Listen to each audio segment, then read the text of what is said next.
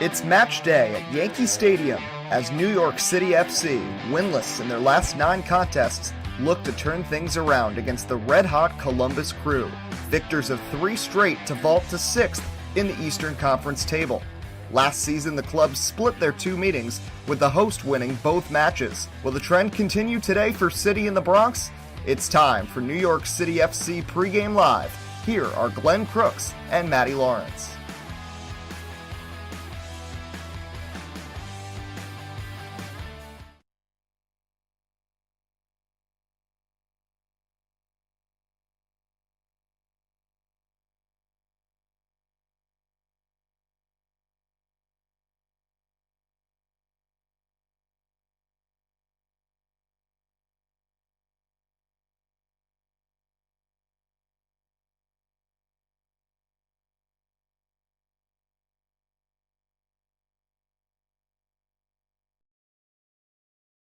Yep, there we are. Matty, what's happening? Hey, not too much, Glenn. I'm having a good time, and it looks like perfect weather, I must be honest. I was the same as you. I checked the forecast. Yesterday there was supposed to be thunderstorms, and today, but they seem to have passed us by so far. That anyway. is a live shot right there. So you're seeing exactly what this is, and this is our vantage point also for doing the broadcast. So if you go way back out into the left field where it says Yankee Stadium up top, and then you come below that down into the corner, that corner flag, that's where I use, hold on, these, so I could see. It's a long way. It's out there, man. Hey, so since I primarily host this, you're the co-host here. But, Thank you. I do produce and set everything up. So it's my prerogative as to what the content is, correct? Yes, it is. So I would like to start by just saying that I think it's healthy for anyone to maybe go on a bit of a journey or an adventure. And this time it was with my daughter, Morgan, who lives in New Mexico. So I don't see her as often as I used to. And she lived at our darling home in New Jersey. But here we are in Sedona, Arizona. And I'd heard a lot about Sedona. My sister lives in Phoenix, so she's been there. But some incredible hiking. And isn't she cute? Yes. So that's Morgan. And then preceding that, we went to the Grand Canyon. This is just a shot. I think pictures never do these massive, wonderful, beautiful places. You see pictures, could be from anywhere across the globe.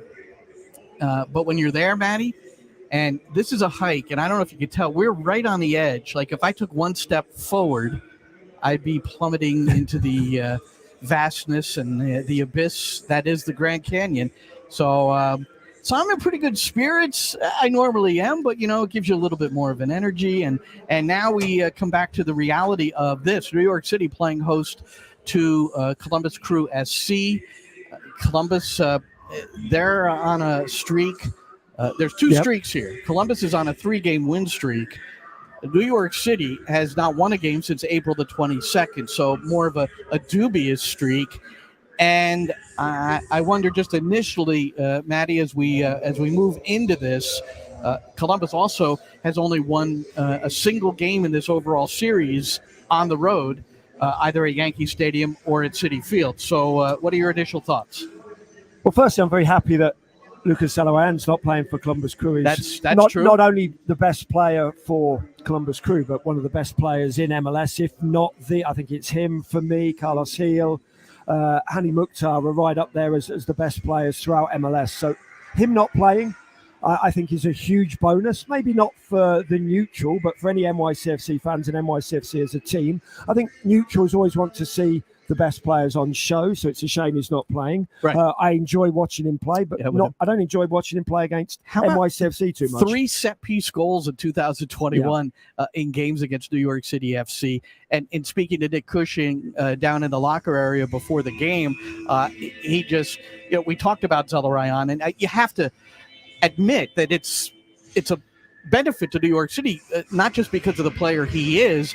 And you saw him with Armenia yesterday. Yeah. I mean, if you see any of those clips, just to see what he's doing there. But not only is he a fantastic player, but what he's done against New York City, he's been a New York City killer, I guess is the best way you could put it.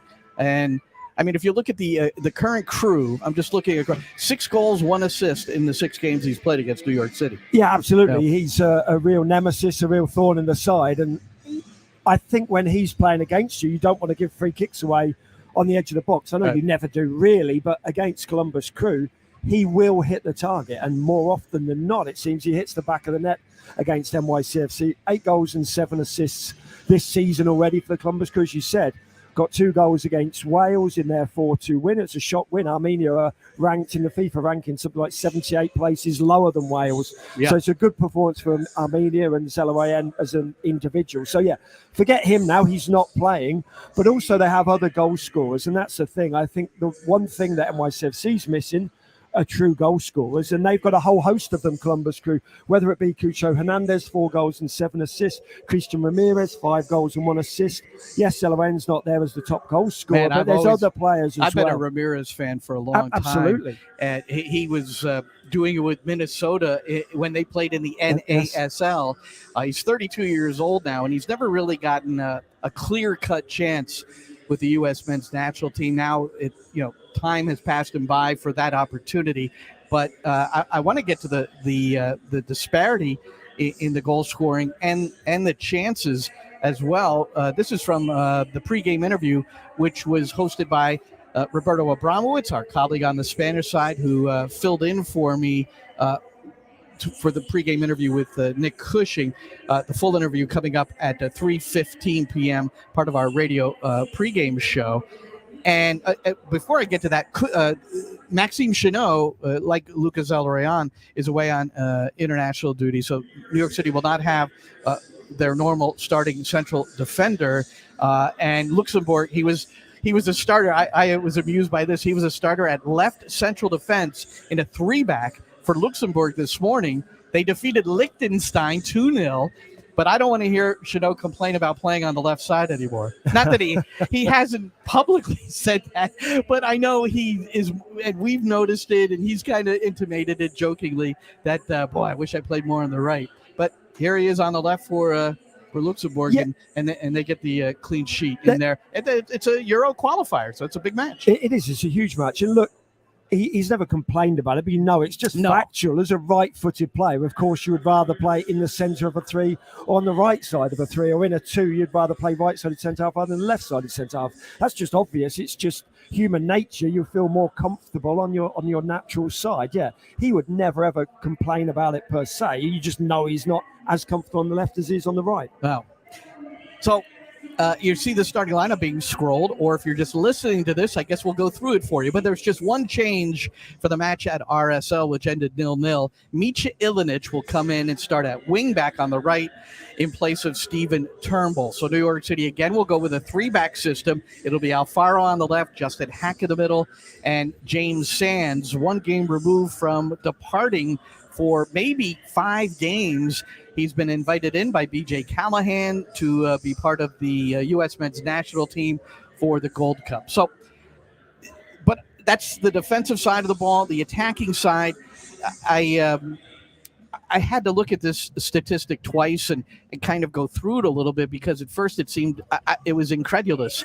And that is, this year, New York City, 9 times this season, 9 times they've produced either 1 shot or less, let's just put it, less than 2 shots on goal in a game.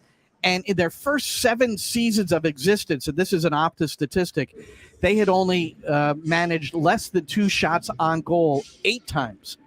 So they've surpassed that total in 2023 with a number of effective attacking players. However, it's been that lack of a number 9 that seems to have played itself into these lack of not necessarily goal-scoring chances, but getting the actual shot on target. And that's an issue. But it also leads, Matty, and then we'll talk about it off of this, recruiting, because we're the transfer window, July 5th. We've heard about it. Cucho Arango is already training with RSL. We saw him on the field introduced to the RSL supporters last weekend. So Roberto Abramowitz asked Nick Cushing about a response he had after the last game when it was asked of him, will there be changes in the next month or two?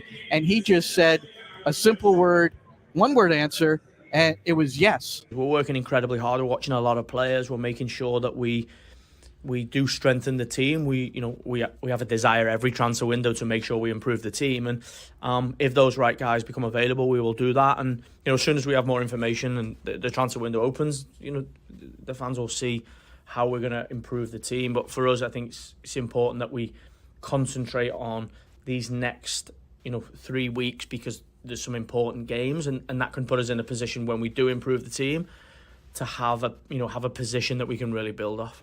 So you can bring somebody in before July 5th and yet have them ready for July 5th. Do you think that there's a chance that you'll have some of those reinforcements so when the window does open, they can just jump right in?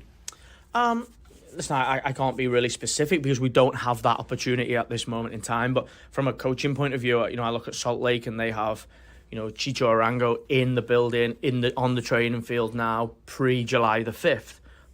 For sure, that's going to help. So if we can do that, that would be a real desire of mine as head coach. But, there is a lot of different moving parts to making that happen. And it has to be, I think he's a real specific example because he was available now. Selfishly as the coach, if I can get them in tomorrow, I would do it 100% because you get the time to work with these players. But like I say, we have to work through all the detail first. All right, that's Dick Cushing, head coach of New York City FC, and it's been clear for some time, and he's made it clear, and the club has made it clear that they desire a number 9 and also a central defender as part of adding depth and bolstering some of the deficiencies here with New York City. But I think things have settled down a little bit at the back. Consecutive clean sheets, yes. But still the opportunity on goal is what's really lacking.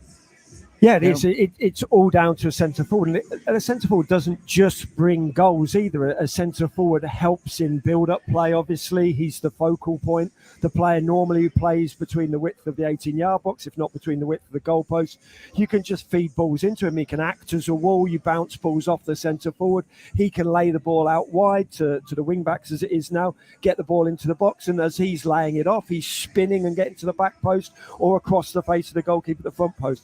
I just think it's missing. I think those runs specifically across the front of the goalkeeper, or sometimes just pulling off to the penalty spot area for cutbacks, I think that's been missing. It's been build-up play as a whole, but then of course it's been the goal scoring opportunities and the goals too. Look, let's be honest, Columbus Crew have scored twice as many goals as NYCFC. That's almost inconceivable when you look at the array of talent that NYC have got up front, even without a centre forward, Tyler Magno, Pereira, Santi Rodriguez, Richie Ledesma, and for them to have scored 35 goals, Columbus Crew, and NYCFC only to have scored 17, 18 less. As I say, I use the word, it's inconceivable. It can't happen, or it shouldn't be happening, but it's there in black and white. Within 17, 18 games, they've doubled the scoring output of NYCFC. Did you happen to see the 35th goal scored by Columbus? I didn't, no. Is that the long-range Zelarayan one? Lucas Zelarayan with the game winner in stoppage time at Chicago last week. After no score in the first 45, can it be? You betcha! Oh my! Lucas Zelarayan looked up, saw the keeper out, and that just might do it for Columbus. Spencer Ritchie, I don't think I've seen a goalkeeper make a circle like that at any point in the course of a match. But Matty, you know what's interesting in the modern day, and we've already heard, at LAFC, Tyler Miller is ultimately going to give up a long-range goal. His coach said so because of his positioning, and coaches support the fact that keepers are staying attached to Steve Cherundolo, that is, by the way, staying attached to the group and their back line. So as they move forward, the goalkeeper comes out of the area, and I wonder why there are not more. I mean, Zelarayan is not the only player who can score from distance like that. It's awareness, I think. It's got to be balanced. He did it in one touch. Yes. He just turned it, boom. He didn't even have a touchdown. But why are more goals like that not scored? Because keepers we've seen Barraza off his line nearly get chipped twice. Just because still time of flight, though, it's still spending a little while in the air. I think, look, Spencer Ritchie didn't pick up the flight of the ball. It was obvious the minute he struck it that it was always swerving that way. The minute it left his boot, you could see the way he struck it. Spencer Ritchie ran off 10 yards in the wrong direction. Look, part of the reason is the lack of awareness of players. It is hard to strike a ball on a rope as Zellawan did there. No, it's not. 55, 60 yards. I'm not saying it's always easy and it's going to be accurate. But maybe my question is, why is it not attempted more? We've seen it happen against Luis Barraza a couple of times because they know he holds opposition know he holds a very high line. I think it's something that is picked up on. And yes, I think coaches are saying, oh, yeah, we don't mind if this happens because we want them in this high position, this high starting position. But you shouldn't, Spencer Ritchie, if he'd have just worked out where the direction of the ball immediately, that wouldn't have gone in the back of the net. He'd have saved it. It's the fact that he ran off, as I say, 5-10 yards in the wrong direction. It's hard. It's a very, very hard skill to do in the first place, and then goalkeepers should be able to run 18 yards back and stop it over the goal line, I would have thought. I think we have someone here who hopes that Magno or Pereira will do something. A lonely fan for Brazil. You're lonely no longer, Henrique. No, you're not lonely. You're with Matty and me, and I hope you enjoy the game, which can be heard on the New York City FC network. And if you're watching it on Apple, since we are at home, Yankee Stadium, there is a drop-down available. There's on the app, and you can listen to us while you watch the game in sync. Beautiful. But if you don't have Apple, and I'm not sure what I'm trying to say here, so I'm not going to even say it. Just listen to us, I think. Just thinking, part. it's a matter of just getting on the Apple broadcast and then going to the app. This is NYCFC Pregame Live. We are on 45 minutes before kickoff every single New York City match. I mentioned that New York City will be losing James Sands. But before I get to that, when you talk about long-range goals, Matty, we saw Zellawan, but there was also another very famous one. I don't know if you're familiar with it. That is Carly Lloyd, who played at Rutgers University in New Jersey. Jersey girl from Delran, and she completed a hat trick in the World Cup in 2015 in the final against Japan, a game that the U.S. Ended up winning quite handily. And the hat trick came in the first half. And as you could see, within the first 33 minutes of the match, how's that for a long-range take? By the way, who was their coach, Matty? Who was their coach? Who was their coach? Was that? I have no idea. I will say it does help if the goalkeeper falls over as well. That makes it slightly easier. But that's pretty impressive. But Spencer Ritchie as well. That was just as bad. So yes. Yeah. All right. So there we go. And I got the New Jersey thing in, and again. So we're all set. So we can continue. James Sands, he'll be gone for the Gold Cup. And so Roberto Abramowitz, who conducted the pregame interview with Nick Cushing, which you'll hear in its entirety at 3:15, had this to say in regard to Sands. I think we have to rely on the squad, the likes of Justin Hack, Alfredo Morelos, Tavon Gray. Whether we play James in the back or the midfield, we have to rely on Mitja Ilinic can come in, Tavon can play inside. Thiago Martins is working incredibly hard to get back as soon as possible. Maxime will return after the Atlanta game. So, I think every time we get an injury or an international break and a moment like this, I think it's a test of your preparation, a test of how professional the team is. And I think Stephen Turnbull is a good example of preparing yourself and always being ready. Kevin O'Toole was that last year, and it'll be an opportunity for another guy. And James has been a really important player for us this year. Also wore the captain's armband, so there'll be an opportunity and an expectation that other guys can step up and make sure that they give to the team. So Nick Cushing talking about the absence of James Sands after this game. Maxime Chenot will be away until Portland a week from today. That means he'll miss the Atlanta game on a Wednesday. So there's a lot to take care of in the absence of those two, plus Thiago Martins, who's still in the midst of a long-term injury situation. Mitja Ilinic, as you can see, he will start today. That's the only change for Nick Cushing from that RSL game. And one thing we know is he provides more of an attacking presence than a Tavon Gray, and maybe even more so than Stephen Turnbull. It's interesting. It's Ilinic on the attack, doesn't defend very well. Gray, defender extraordinaire, but his attacking is limited. And then Stephen Turnbull does both, but maybe not to the same level as the other two. So that's where the choice becomes interesting from game to game. Yeah, for me, it's the fact that you've got three players in the same position, either as a right back or right wing back, who are all largely inexperienced. Yeah. I know differing ages, obviously, but Turnbull's come into the professional game late.